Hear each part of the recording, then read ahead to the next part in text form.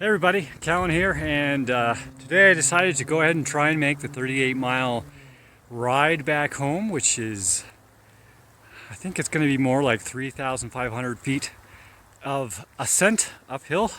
And you can see this little part is the start of the very worst part of it. Back out that way is Los Alamos, and that way is well, we'll see the top of the Supervolcano, so I'll show you that when I get there, if I get there.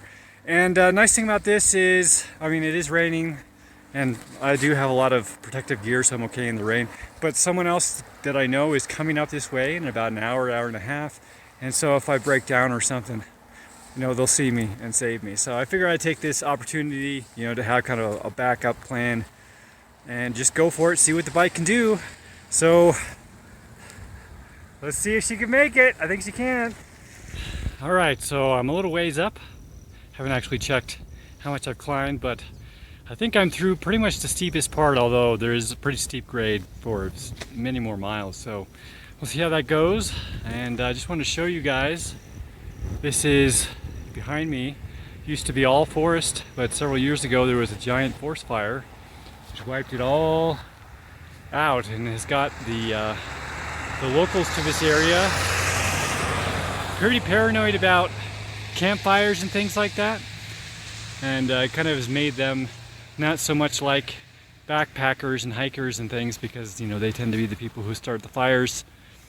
And even though it's kind of like the way that folks up in these mountains make money, kind of tourism and stuff like that, they still sort of have this anxiety about backpackers, or hikers and stuff. So it's a little bit of a weird dynamic. So anyways, I'm gonna keep going, and probably the next stop, unless I see something cool, will be the actual crater or the caldera of the supervolcano.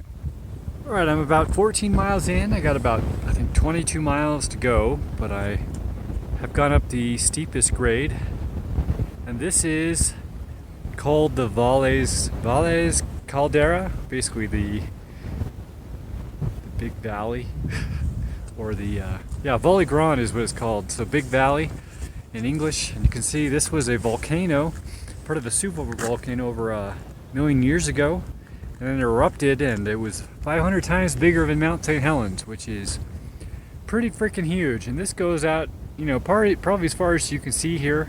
It's probably a mile out there, or maybe not quite that much. But this, what you see here, this grassland, all crater, and this is like 1/10 of the entire crater.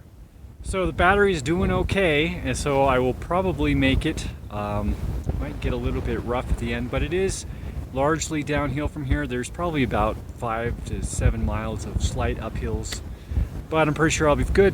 And yeah, just gonna get back on the road. Well, I got about 8 miles to go, and it's pretty much all downhill from here. So I think I'm pretty much set. I'm getting a little chilly because my gloves are probably the only thing that's not waterproof, and they're soaking through a little bit.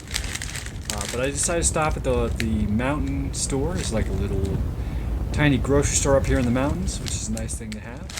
And I got me a bag of chips, so I'm going to chomp down, and then I'm going to finish the journey. I made it. I made it back home to the Wizard Hut. And I just calculated this last 2 weeks of my trip to Chimayo, New Mexico to film the 2-week permaculture design course.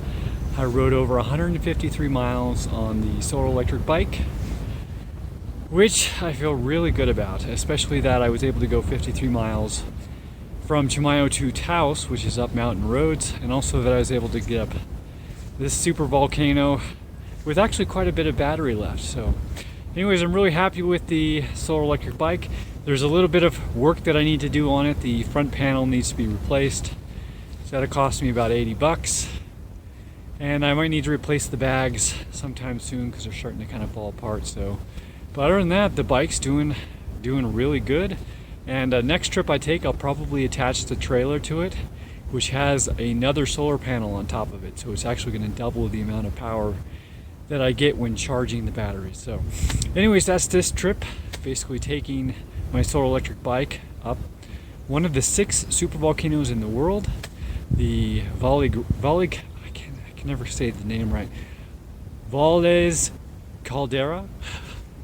And yeah, hopefully this is just a taste of more to come. Also, by the way, I hope to get the ability to like strap my camera to my helmet or maybe to my chest or something like that, so I can actually show you guys, while I'm actually riding, how things are going. But for now, that wasn't available, so I apologize that you didn't get to see that.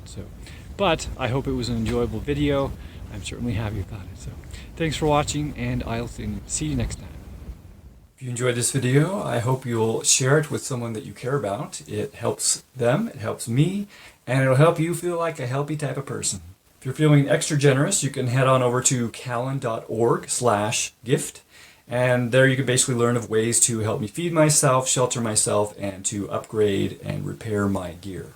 All donations give you the option of having a 1-hour life coaching call with me. So thanks again for watching.